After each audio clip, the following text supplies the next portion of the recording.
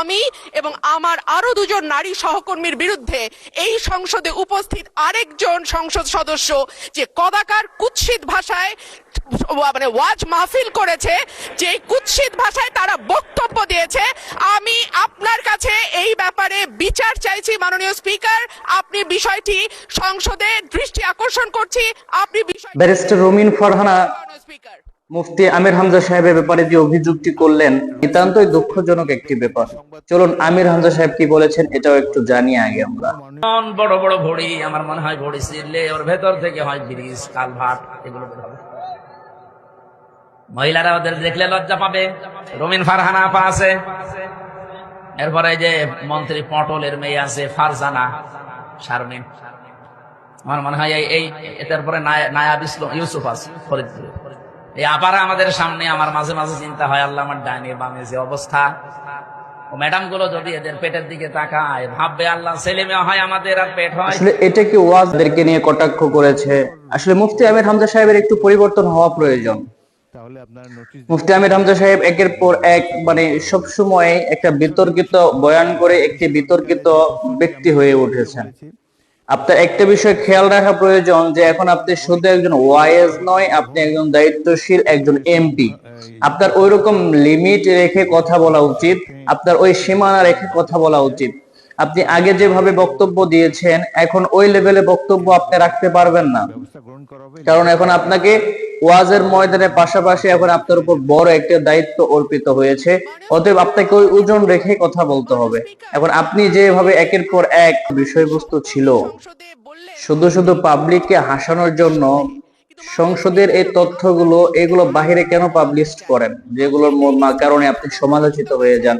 এগুলো তো বাহিরে বলার বিষয়টা, আলোচনা করার বিষয় না। মানে আপনি এমপি হিসেবে আপনার তো একটা দায়িত্ব আছে বর্তমানে, আপনার ওইভাবেই কথা বলতে হবে।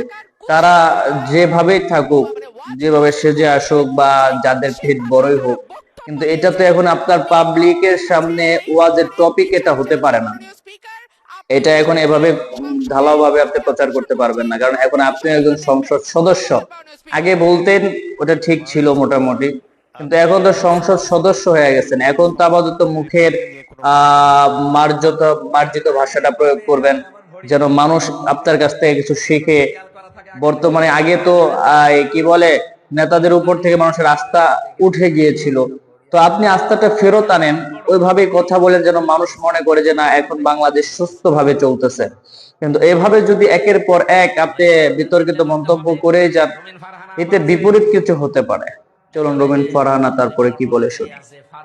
কুৎসিত ভাষায় মানে ওয়াজ মাহফিল করেছে, যে কুৎসিত ভাষায় তারা বক্তব্য দিয়েছে, আমি আপনার কাছে এই ব্যাপারে বিচার চাইছি মাননীয় স্পিকার।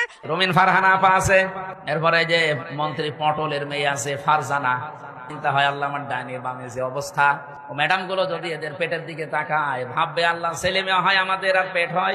মাননীয় স্পিকার, আমার ইমিডিয়েট আগে আমার যে সহকর্মী সংসদে বললেন কথাটি, এটি দুঃখজনক নিঃসন্দেহে, কিন্তু মাননীয় স্পিকার আচ্ছা আমি এখন নিরপেক্ষভাবে আপনাদের কাছে ভোট চাইব। মুফতি আমির হামজা সাহেব যে ওয়াজের মধ্যে যে টপিকটি পাবলিশ করেছেন, যে টপিকটি নিয়ে আলোচনা করেছেন, আমির হামজা সাহেবের এই বিষয়টা নিয়ে আলোচনা করা কতটুকু আপনার কাছে যুক্তিপূর্ণ মনে হয়?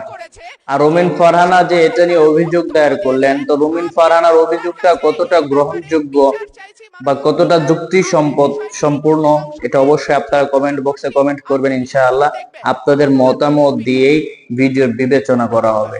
আল্লাহ হাফেজ।